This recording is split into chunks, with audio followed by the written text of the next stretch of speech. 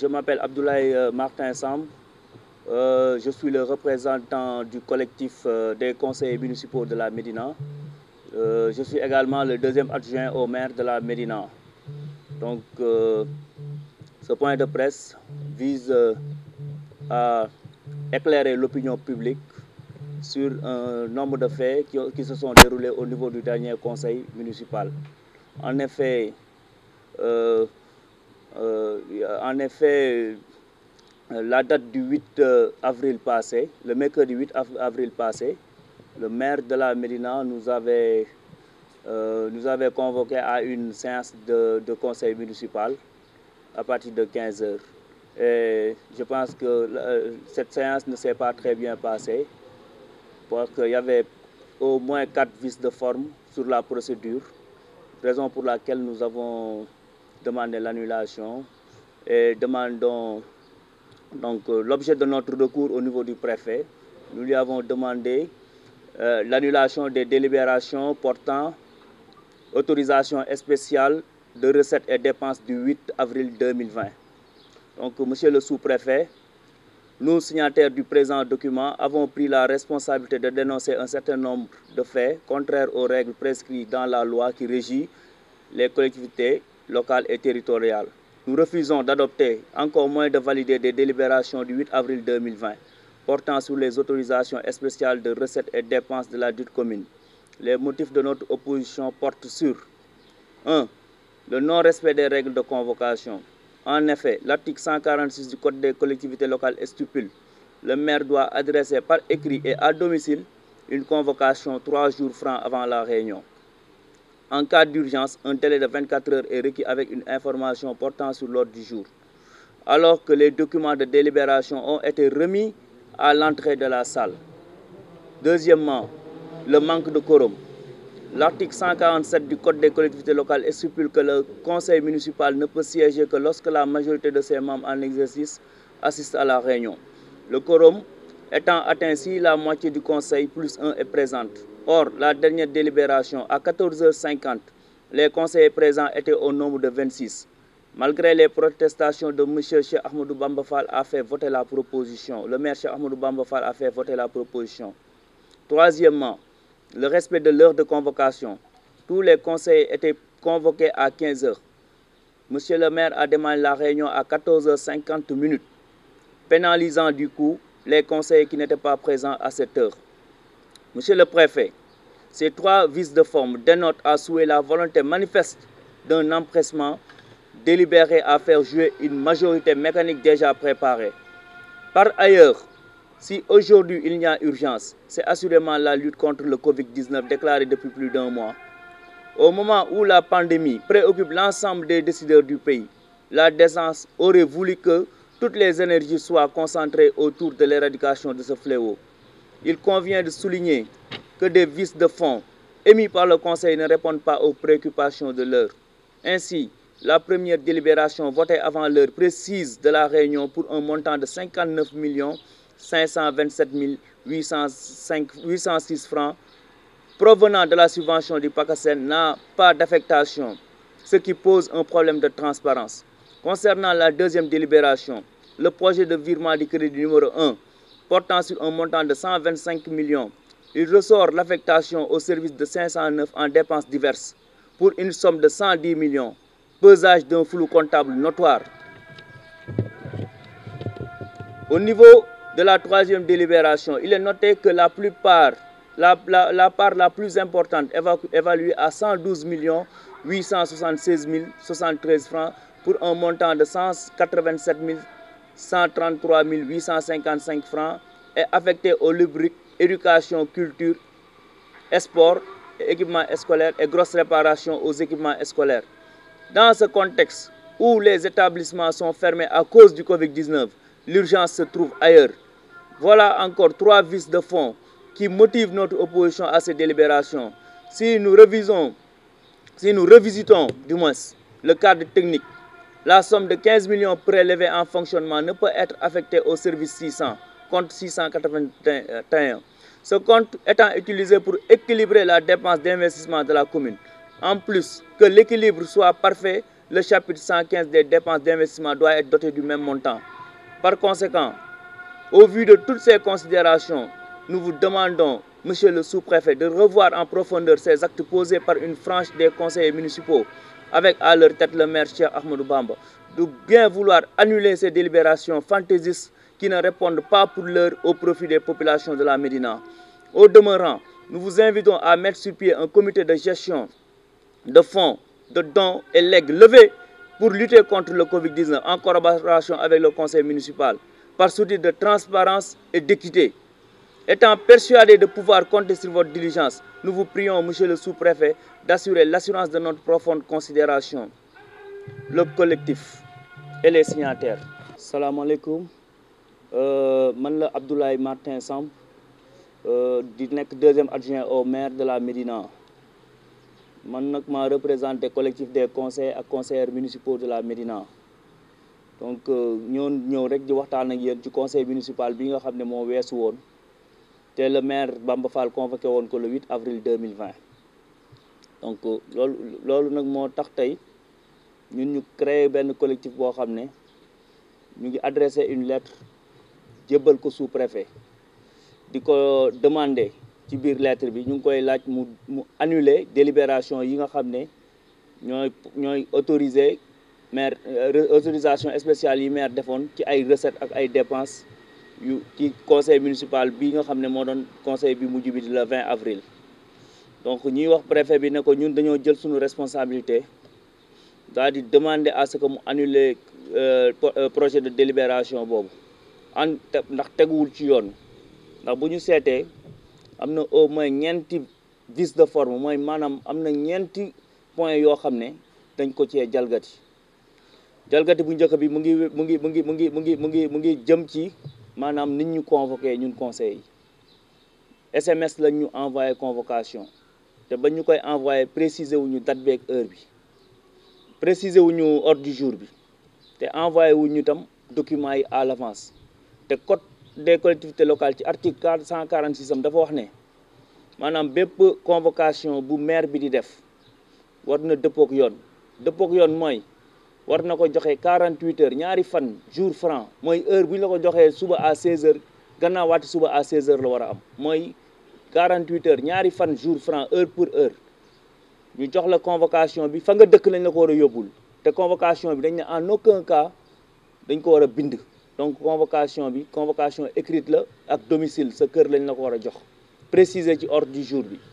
donc loolu ñu jàpp ne amul jour boobu. ñaareel bi dañu ne bu urgence amee maanaam xëcc nañu délai boobu ba mu nekk délai 24 heures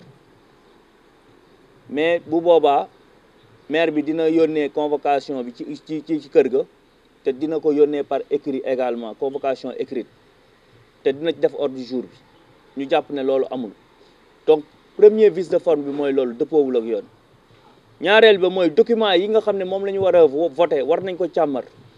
maire bi war na ko boole ci convocation bi ba nit ki bu toogee këram dina xam lan la ñu war a dem délibération lan la ñu war a dem voté ji maire bi deful loolu da lay bàyyi ba ngay ñëw di voté si ci délibération bi booy dugg ci salle bi lañ lay jox document bi boo dugg see 5 minutes ngay doo ko xool document bi ñu yëkkati seen loxo voté. Donc ñu ngi voté loo conseil yi délibération yoo xam ne xamuñu lan moo nekk ci biir. ñaareel bi ñu jàpp ne maire bi amul quorum ndax quorum bi man mii di Martin Samb Abdoulaye Martin Samb bi may dugg si salle bi man maa doon 26e personne bi donc 25 personnes ñoo nekkoon ca salle ba 25 personnes yooyu jàpp ñoom ñoo toog daal di koy voté malgré ñàkk quorum bi. Parce que article 147 du code des collectivités locales nee na conseil municipal bi balaa mën a dajee maanaam genn wàllam plus kenn dañuy mën a toog te jour boobu ñu jàpp ne maire bi woote bu njëkk ba loolu amul woon donc 34 conseillers ñoo fa waroon nekk mais 26 conseillers ñoo fa nekkoon mais malgré ça maire bi forcé na daal di voteloo nit ñi donc ñu jàpp ne aussi waxtu ba mu convoqué woon nit ñi muy 3 heures maire bi tàmbali na balaa 3 heures di jot donc bu 3 heures desee 10 minutes maire bi dugg na ci salle bi en 5 minutes waxtaan nag conseiller bi ne leen jarul sax ñiy toog nañ ko voté te dem maanaam jotuñu am temps wu dajaloo ba am majorité quorum amu fa woon donc loolu tax na conseil yi daal di maire bi daal di forcer vote daal di koy voté donc ñu jàpp ne ñetti vices de forme yooyu yëpp am malgré tout ça maire bi jàpp nañ ne gaawantu bi mu doon gaawantu dafa am lu nekkoon ci ginnaaw fexe daal bu ut benn majorité bu ko voté li mu bëgg a voté daal di daw génn salle bi jotul may temps wu nit ñi ñu toog waxtaan càmbar li mu bëgg a càmbar donc loolu tax na ñu jàpp ne ak fi réew mi toll ak fi urgence bi nekk daal di dirigeant àddina bi yëpp seen xel nekk ci naka la ñuy def pour xeex feebaru Covid 19 bi depuis plus d'1 mois ñu ngi déclaré état d'urgence daal di tere ay rassemblement daal di tere ay autorité daal di tere lu nekk ku nekk moyens yi nga jël yaa ngi koy dugal ci xeex bi yeneen maire yi ñu wër yëpp seen maire yi def nañ ay délibération taxawu seen askan mais non ñun suñu maire deful loolu suñu maire maanaam waxul ba léegi ne xaalis bi ngeen xamante ne ki dañ ko soxla pour ñu def ko délibération waxuñu fan la koy dugal ba léegi ndax créé wul commission buy dox affaire Covid 19 waxul waxu Covid 19 donc ñu jàpp ne kon maire bi feebar bi ñoru ko mbiru askan bi ñoru ko loolu moo tax ñu wax préfet ne na annuler première délibération bi na annuler première réunion bi woote waat mu jàpp ne sur le fond loolu c'est sur la forme mooy 3 vices de forme yi sur la forme la mooy maanaam convocation bi baaxul amul quorum te nam ko voté baaxul donc ñu ñëwaat sur le fond ñu jàpp ne maire bi ba mu ñuy voté loo PACASEN bi subvention PACASEN bi daf ñu laaj 59 millions mooy PACASEN li nga xam ne c'est destiné à l'investissement xaalis la bu nguur gi jox ay communes du commune yëpp a ko am mais dafa am ay communes yoo xam ne maire bi da leen di dimbali pour ñu am xaalis bu ñu mën a investir ñun ñu daat ñu ciy jox 59 millions 527 mille 806 francs maire bi ne nañ ko jox mais waxul poste d'affectation ba léegi waxul fan lay dugal xaalis boobu donc loolu muy problème de transparence bu leer mooy maanaam amul lu leer fu mu war a dugal xaalis bi donc ñu jàpp ne ñaareelu délibération bi mu ñu laaj ne nañ ko jox virement de crédit wu 125 millions 125 millions yooyu daf ñu laaj ci benn poste d'affectation bu tudd 509 mooy dépenses diverses poste d'affectation 509 mooy dépenses diverses 110 millions 111 millions la maire bi laaj pour dugal ko ci poste de budgétaire boobu muy dépenses diverses ñu jàpp ne loolu yanuwul maanaa ndax 100 et quelques millions ci ay divers ëpp na loolu du taxu ko jóg feebar bi taxu ko jóg loolu dëgg taxu ko wundu ñu jàpp ne encore loolu dafa maanaam génnee wundu dafa génnee ay flou total daal ci maanaam ci wàllu comptabilité ñu jàpp ne maire bi aussi mu ngi ñuy laajaat benn somme bu gën a am importance boo xamante ne kii ci montant globalu 187 millions yi daf ñu ci laaj 112 millions yoo xam ne 876 millions yoo 876 millions 73 francs yoo xam ne daf ñu laaj nañu maanaam daf koy jëmale ci wàllu sport wàllu culture wàllu équipement scolaire nee na maire bi nee na day jëmale xaalis bu toll noonu foofu ñu jàpp ne contexte bi nga xam ne moom la ñuy dund école yi tëj nañu contexte bi nga xam te ne nit ñi ku nekk yaa ngi toog sa kër contexte boo xam ne métti na askan bi ñëpp a ngi jaaxle amuñu lu ñu lekk amuñu lu ñu naan xale yi jàngiwuñu école professeurs yi jàngiwuñu nga bëgg jël xaalis bu toll noonu dugal ko ci ay école te école yi tëj nañ ñu jàpp ne loolu yanuwul maanaa looloo tax ñu ne maire bi na revoirat la mu bëgg a def donc sur 187 millions nga bëgg a jël 112 millions yi affecté ko éducation santé nawetaan amul subvention aux ASC amul donc éducation ak culture amul parce que feebar moo fi nekk donc xaalis bi dañ ko war a créer benn commission boo xamante ne mooy xeex Covid 19 jox leen moyens yi loolu la conseil municipal bi d'accord donc alal jooju ñu jël tey bëgg ko jox éducation ak ay grosses réparations scolaires c'est inopportun wul moo tax ñu jàpp ne maire bi na revoirat loolu yëpp donc tey boo xoolee li nga xam ne mooy fond wu débat bi dara baaxu si maanaam laaj na 200 millions yoo xam ne ba léegi waxul fan la koy dugal foo xam ne day jëm ci askan bi directement fi feebar bi toll ak fi jàngoro bi toll xaalis yi mu laaj yëpp lii dépenses diverses la koy dugal la ca des fay salaire ak ay réparation scolaire ak ay sport culture ak ay loisirs te loolu yaakaar naa ne soxalul askan bi jamono jii ñu toll loolu moo tax conseil municipal bi d'accorduñu